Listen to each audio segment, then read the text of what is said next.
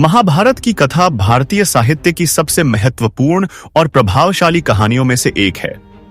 यह धर्म, अधर्म, न्याय, अन्याय, प्रेम, घृणा, त्याग और प्रतिशोध के जटिल ताने बाने को बुनती है। इस महागाथा में कई पात्र हैं, जिनमें से एक प्रमुख हैं भीमसेन, जिन्हें अक्सर उनकी शारीरिक शक्ति के लिए जाना जाता है।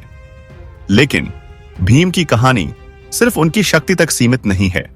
यह उनकी भावनाओं, उनके क्रोध, उनके प्रेम और किस प्रकार उन्होंने अपनी शक्ति का सदुपयोग किया, इसका भी वर्णन करती है। नमस्कार दोस्तों, स्वागत है एक और नई कहानी में।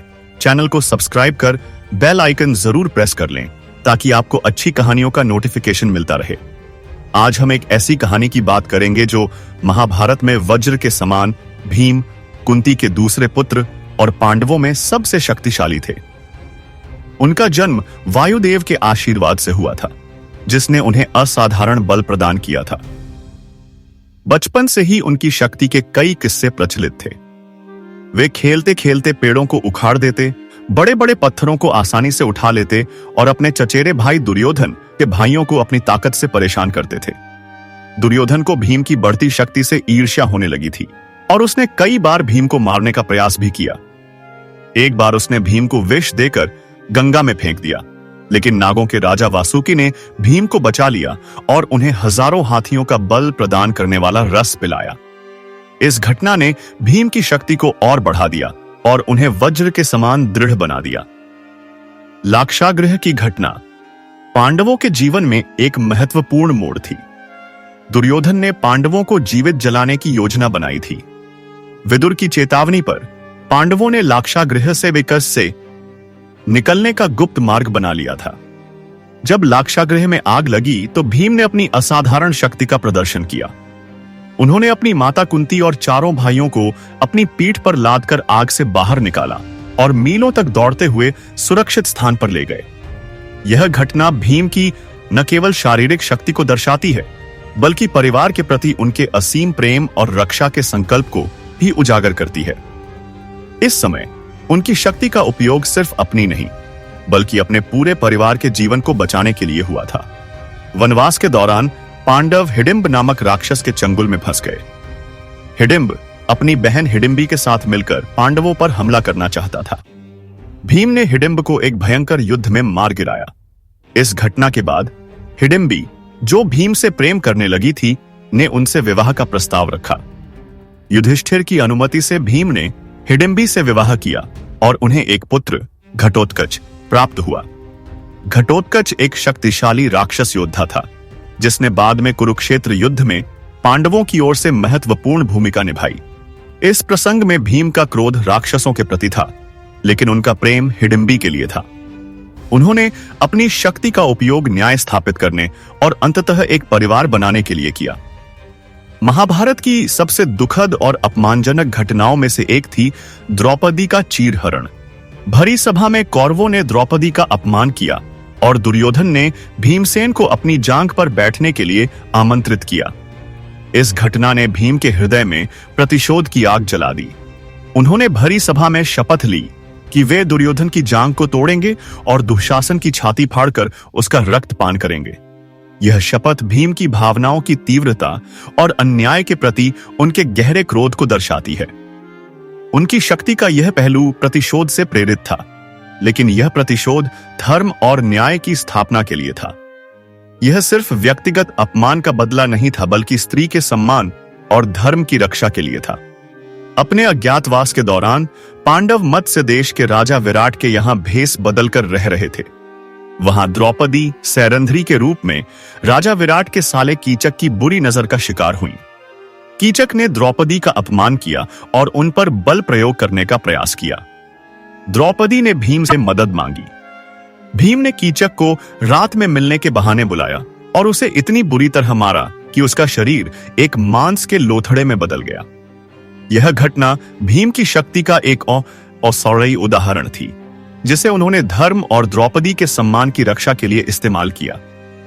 उन्होंने अपनी शक्ति का उपयोग केवल तभी किया जब अन्याय चरम पर पहुंच गया और किसी और तरीके से न्याय संभव नहीं था।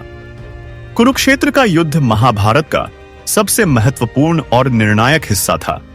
इस युद्ध में भीम ने पांडवों की ओर से एक महत्वपूर्ण योद्धा की भूमिका निभाई। उनकी शक्ति और पराक्रम अतुलनीय था। उन्होंने कौरव सेना के कई बड़े बड़े योद्धाओं को मार गिराया, जिनमें दुशासन, दुर्योधन और कई अन्य कौरव भाई शामिल थे। युद्ध के दौरान भीम ने अपनी प्रतिज्ञा पूरी करते हुए दुशासन को मार गिराया। उन्होंने दुशासन की छाती फाड़कर उसका रक्तपान किया, जो उनके क्रोध और प्रतिशोध की पराकाष्ठा थी। यह दृश्य भले ही भयानक लगे, लेकिन यह धर्म की स्थापना और अन्याय के अंत के लिए आवश्यक था। भीम ने अपनी प्रतिज्ञा पूरी करके द्रौपदी के अपमान का बदला लिया और धर्म के पथ पर अड़िग रहे। यह उनकी प्रतिज्ञा के प्रति निष्ठा और अपनी भावनाओं के गहनता को दर्शाता है, जिसे उन्होंने न्याय की दिशा में मोड़ा। युद्ध के अंतिम दिनों में भीम का सामना दुर्योधन से हुआ। दुर्योधन ने भीम को गदा युद्ध के लिए चुनौती दी। दोनों के बीच एक भयंकर गदा युद्ध हुआ, जिसमें भीम ने अपनी प्रतिज्ञा के अनुसार दुर्योधन की जांघ पर प्रहार करके धराशायी कर दिया। इस प्रकार भीम ने दुर्योधन को मारकर द्रौपदी के अपमान का अंतिम बदला लिया और युद्ध को समाप्त किया। यह भीम की शक्ति का चरम था, जो धर्म की विजय और अधर्म के अंत के लिए इस्तेमाल किया गया था। भीम की कहानी सिर्फ उनकी शक्ति के बारे में नहीं है, बल्कि उनकी गहरी भावनाओं के बारे में भी है। वे अक्सर अपने क्रोध के लिए जाने जाते थे, लेकिन उनका क्रोध कभी भी बिना कारण के नहीं था। उनका क्रोध अन्याय, अधर्म और अपने परिवार के अपमान के प्रति था। वे अपने भाइयों और विशेषकर द्रौपदी के प्रति अगाध प्रेम रखते थे।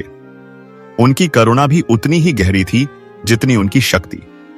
जब उन्हें अपने ही गुरु द्रोणाचार्य के पुत्र अश्वत्थामा के वध का झूठा समाचार दिया गया, तो वे द्रवित हो उठे थे। भीम का व्यक्तित्व जटिल था। वे एक योद्धा थे जो युद्ध में क्रूर हो सकते थे, लेकिन वे एक पुत्र, भाई और पति के रूप में अत्यंत स्नेही और संरक्षक भी थे। उन्होंने अपनी भावनाओं को अपनी शक्ति के साथ जोड़ा और उन्हें धर्म की स्थापना के लिए उपयोग किया। उनका क्रोध अन्याय को समाप्त करने के लिए एक उपकरण था और उनका प्रेम अपने प्रियजनों की रक्षा के लिए एक ढाल था। भीम की कहानी हमें यह सिखाती है कि शक्ति सिर्फ शारीरिक बल नहीं है, बल्कि यह भावनाओं और संकल्प से भी उत्पन्न होती है। महत्वपूर्ण यह है कि हम अपनी शक्ति का सदुपयोग कैसे करते हैं। भीम ने अपनी शक्ति का उपयोग अपने परिवार की रक्षा के लिए, अन्याय के खिलाफ लड़ने के लिए और धर्म की स्थापना के लिए किया। उन्होंने अपनी भावनाओं, चाहे वह क्रोध हो या प्रेम, को एक सकारात्मक दिशा दी और उन्हें एक बड़े उद्देश्य के लिए इस्तेमाल किया। भीमसेन महाभारत के एक ऐसे पात्र हैं जो हमें सिखाते हैं कि सच्चा बल केवल मांसपेशियों में नहीं होता, बल्कि एक मजबूत नैतिक कंपास और अपने सिद्धांतों के प्रति अटूट प्रतिबद्धता में भी होता है। उनकी कहानी हमें प्रेरणा देती है कि हम अपनी आंतरिक और बाहरी शक्ति को पहचानें और उसका उपयोग एक बेहतर और न्यायपूर्ण दुनिया बनाने के लिए करें। वे हमें याद दिलाते हैं कि शक्ति एक जिम्मेदारी है और उसका सही उपयोग ही उसे सार्थक बनाता है। भीम ने अपनी शक्ति और भावनाओं का सदुपयोग करके धर्म की विजय सुनिश्चित की और महाभारत के युद्ध में एक अमिट छाप छोड़ी।